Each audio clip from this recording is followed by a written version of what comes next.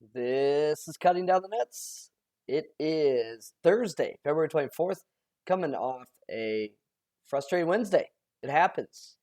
But hey, over 750 games, this has worked. It didn't work yesterday. And sometimes, Kentucky's up 14 with, minute 40 left and can't cover the seven. Tough scene. Moving on. We're 55.5 last 7 days.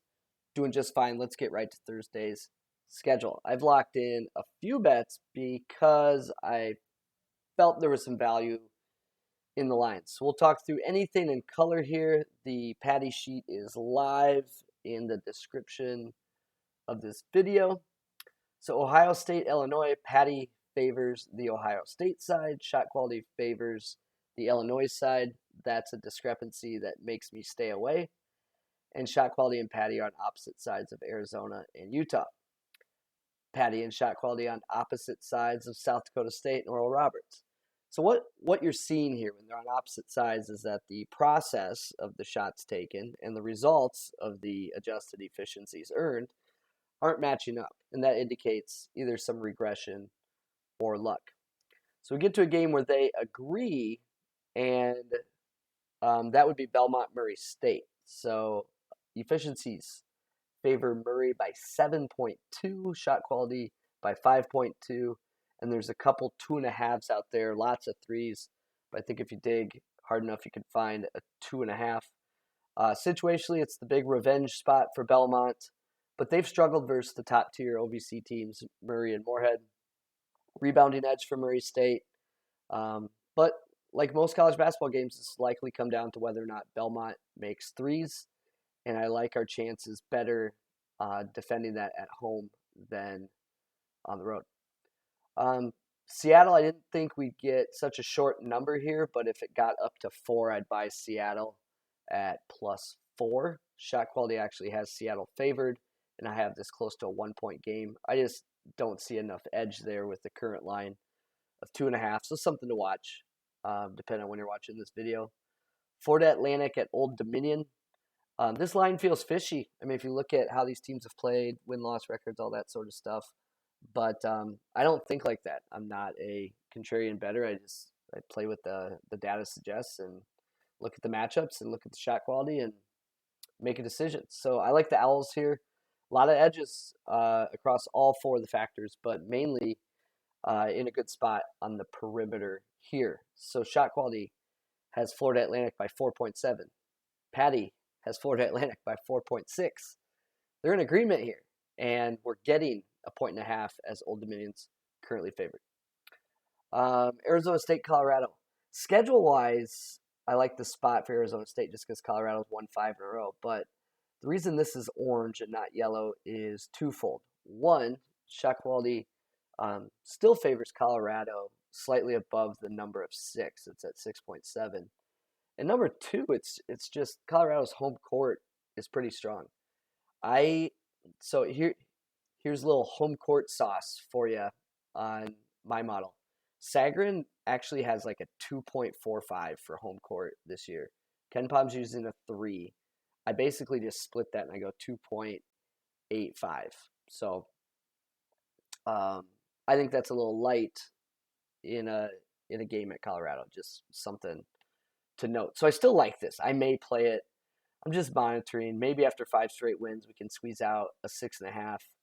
I don't know. It's going to be an ugly game, and Arizona State's just playing better as of late. Sam Houston State at Stephen F. Austin. Really, this just feels like too many points. And I think the story of the game will be turnovers. Like most SFA opponents, you're going to turn the ball over, but I would not be shocked here if Sam Houston State is able to force more turnovers than Stephen F. Austin. So just 2 possessions feels a little too high here. Shot quality is at 5.5. I actually have Sam Houston State winning, so something to note there. I haven't dug into this one too much, Weber State, Portland State, but obviously there's a lot of value in the Portland State side, as I have them favored by 2, and shot quality is right on the number for the most part. So I'll try to throw some notes in there. I just haven't decided what I want to do there. I was shocked to see a Portland State minus 2. I know Weber hasn't been playing that well, but they feel like a class above, that's for sure. So I'll add some notes to that one. Temple and Memphis, shot quality and Paddy are right on the same number, 7.6.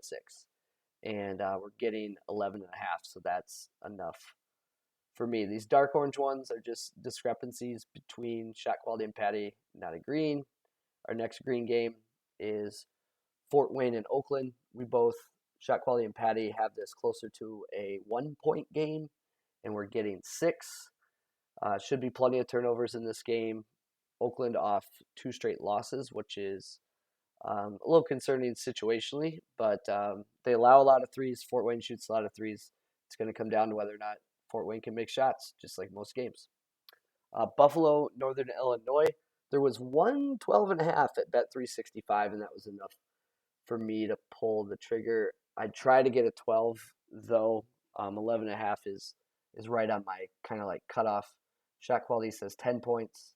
Paddy says 8.8. So it came down just to a math problem for me. Southeast Missouri State, Tennessee Martin. Like this is okay. Like this is pretty good. But Tennessee Martin won the first game by 20. And it happens. I mean, it's a 29% 3-point shooting team going 10 of 22 from 3. But this feels a little thin just knowing that SEMS is not a great team and you're laying 2 possessions. I just don't like to do that, but it's showing as a value there. So I just haven't decided yet. And maybe it could slide to the KenPom number of 6. That would be preferred, but who knows. USC Upstate Winthrop. I'd maybe be a buyer at like 11.5, but nothing at 10.5. Beach shows is like okay. I saw 7.5 earlier. I didn't grab it, and that would feel a lot better. So I'll just monitor that one. I don't like to lay points, but Tarleton looks good here against Rio Grande Valley. We've kind of been targeting teams playing against Rio Grande Valley mainly because of how inefficient their defense is. But in this spot, there's a big turnover edge for Tarleton. So Tarleton can get some easy buckets off turnovers and take advantage of the inefficient defense. I like our chances here, laying 7 with Billy Gillespie's crew. If you want to know where in the world is Billy Gillespie, the answer is Tarleton State. And that's about it for this card. So I've made quite a few plays so far, and then it looks like I'm monitoring 2 to 3 more. Let's get back on the horse. Frustrating day today, but it happens. It's a game of ups and downs. I'm frustrated, and if you tailed each of those plays, I'm sure you are too, and we will get it back today on Thursday. This is Cutting Down the Nets. 3 weeks from today, I will be in Las Vegas, ready to strike. Man, you can almost taste it. Thanks for stopping by, Cutting Down the Nets.